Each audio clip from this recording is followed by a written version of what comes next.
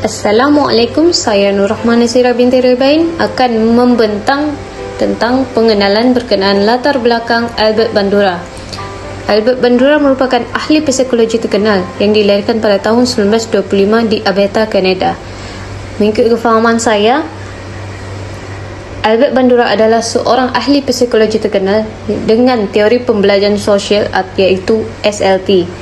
Teori ini ia mengiktiraf kepentingan pemerhatian dan peniruan dalam pembelajaran sosial, di mana SLT menggabungkan kedua-dua aspek tingkah laku dan kognitif pembelajaran yang menekankan faktor-faktor seperti perhatian, ingatan, motivasi dan interaksi dengan persekitaran sosial.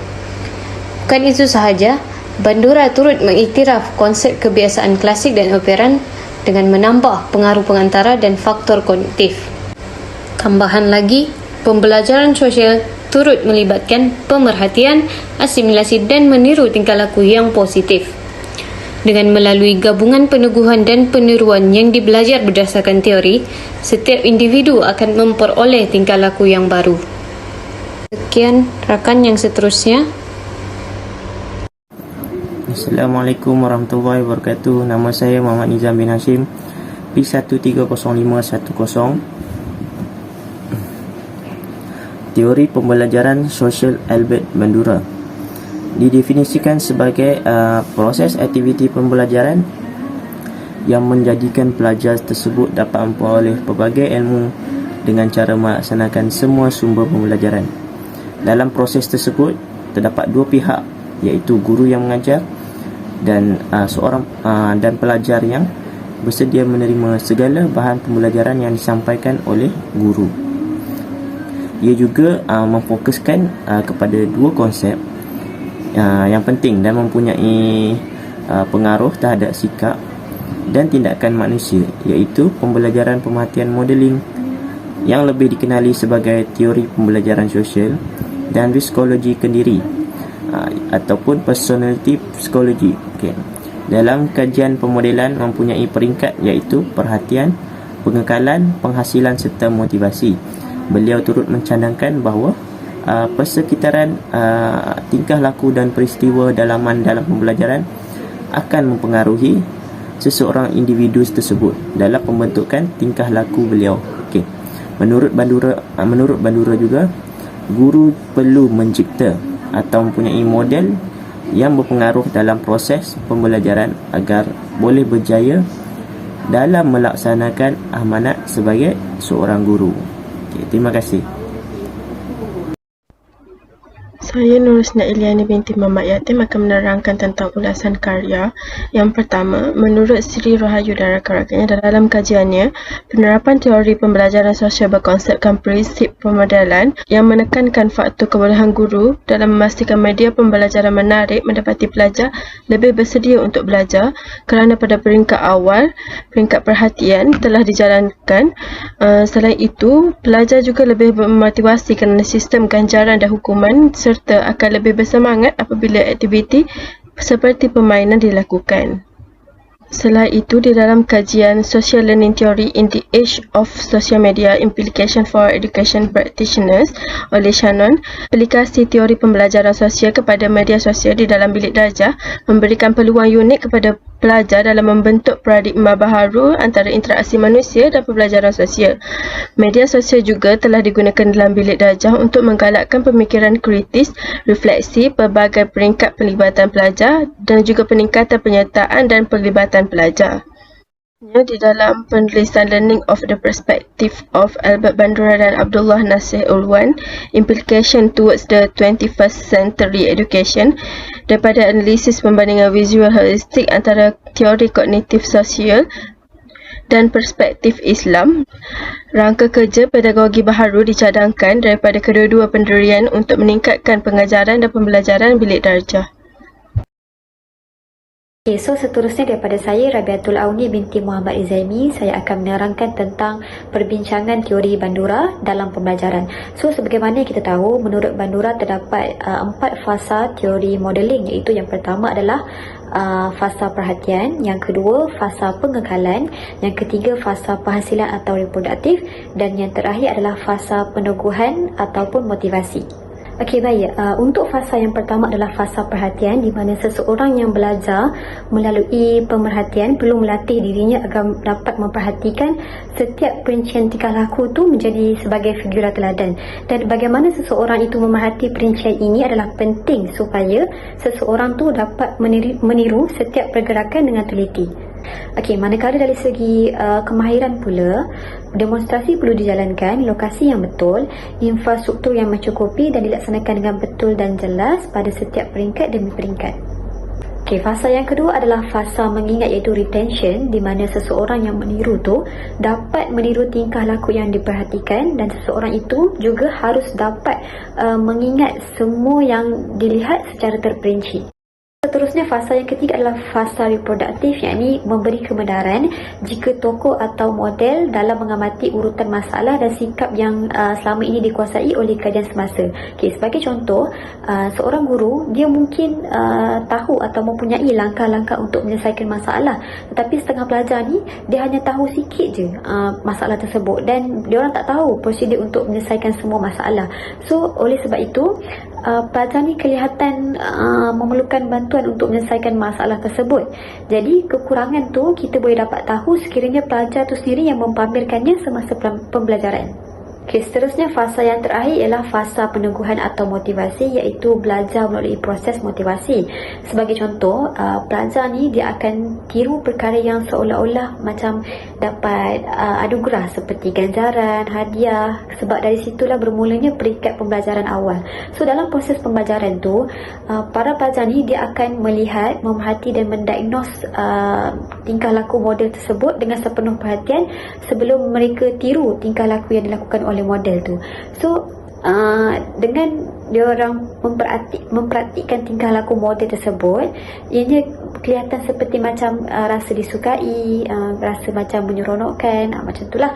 So peneguhan ini juga sangat penting untuk mengekalkan pembelajaran. Terusnya dekat slide ni kita boleh lihat terdapat 5 jenis peneguhan yang akan memotivasikan pelakuan tingkah laku yang ditiru, iaitu yang pertama adalah peniruan secara langsung. Okay, untuk peniruan secara langsung ni ialah pelajar tu menghasilkan semula tingkah laku model tersebut. Okay, contohnya seorang atlet penerjun, dia melakukan lompatan yang sangat baik lah, dan benda tu dipuji oleh jurulatihnya seperti ungkapan syabas, tahniah dan sebagainya lah.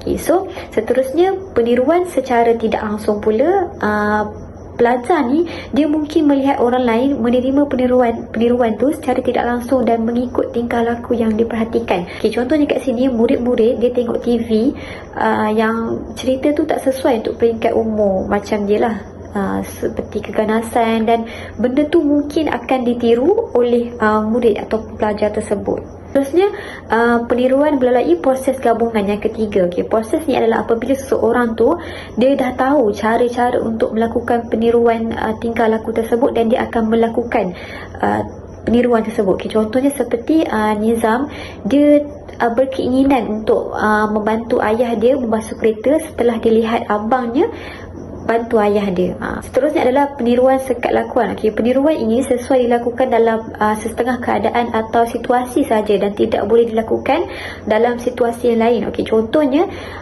Nasirah, dia boleh tiru kawan-kawannya bising dalam kelas pendidikan jasmani dekat Padang kan, biasalah dekat Padang bising-bising kan, tapi dia tak boleh tiru kawan-kawannya bising dalam subjek kelas yang lain ataupun di dalam kelas lah.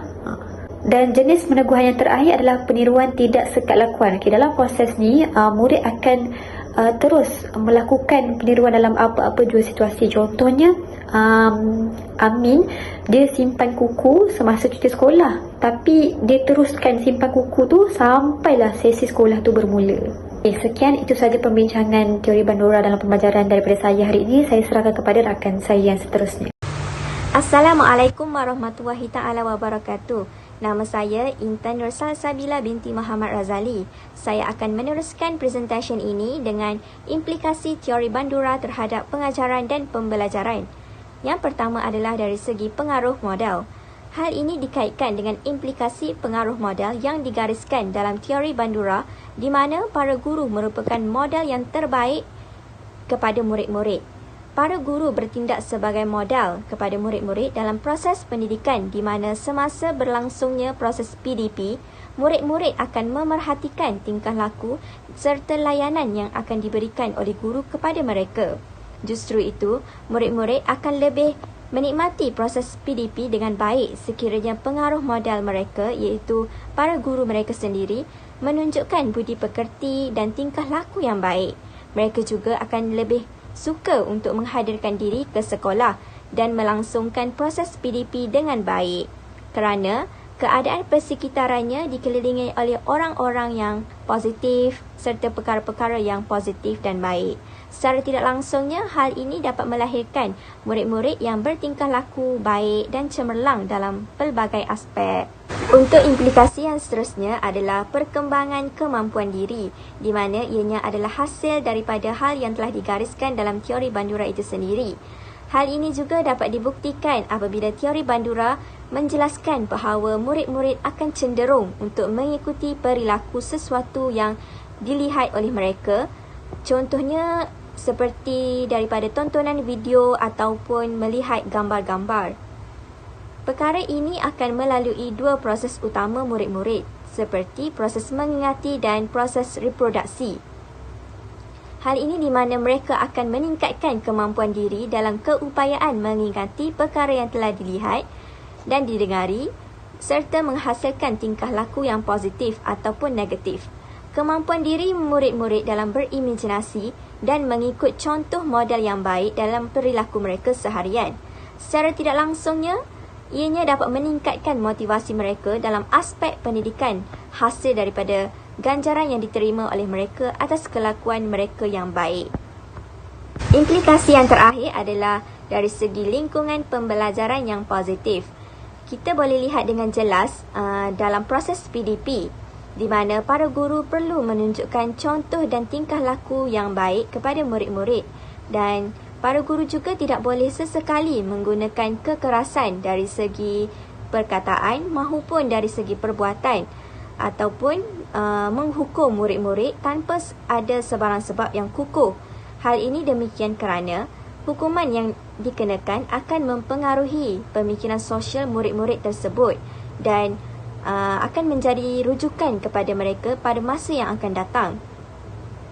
Selain itu, lingkungan persekitaran yang positif juga dapat dilahirkan ekoran daripada pergaulan murid-murid bersama watak-watak penting dalam kehidupan mereka di sekolah seperti murid, kawan-kawannya sendiri dan para guru-guru.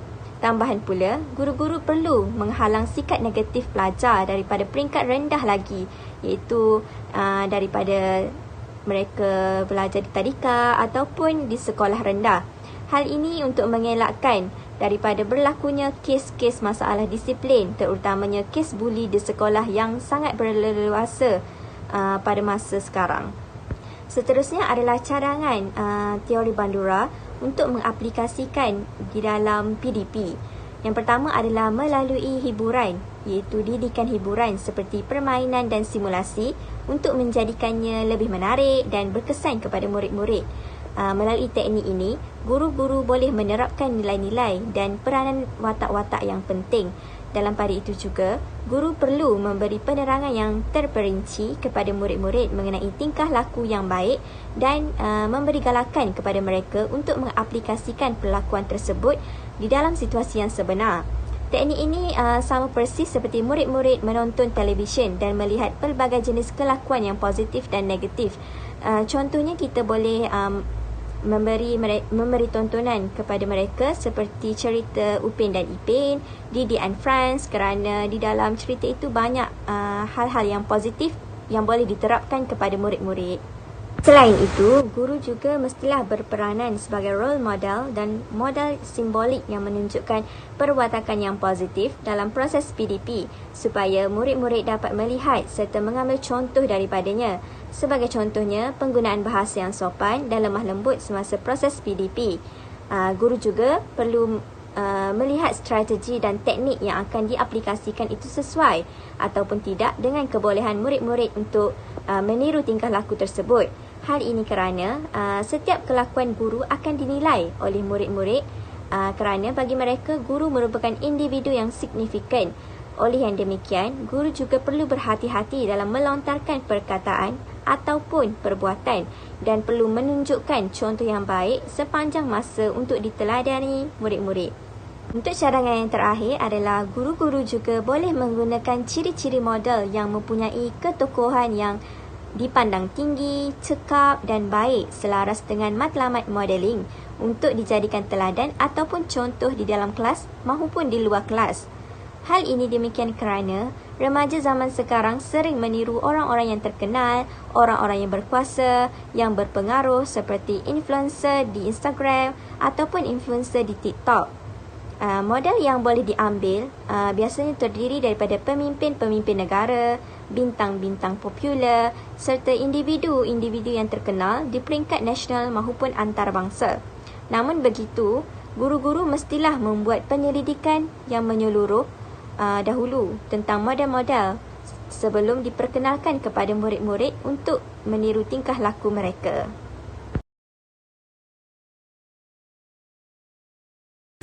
Seterusnya, pembentangan akan diakhiri dengan kesimpulan iaitu teori Bandura adalah merangkumi teori pemodelan dan teori peniruan yang menggariskan bahawa persekitaran sosial akan mempengaruhi sifat dan tingkah laku individu tersebut, di mana proses peniruan tingkah laku ini berlaku melalui pemerhatian secara langsung dan tidak langsung.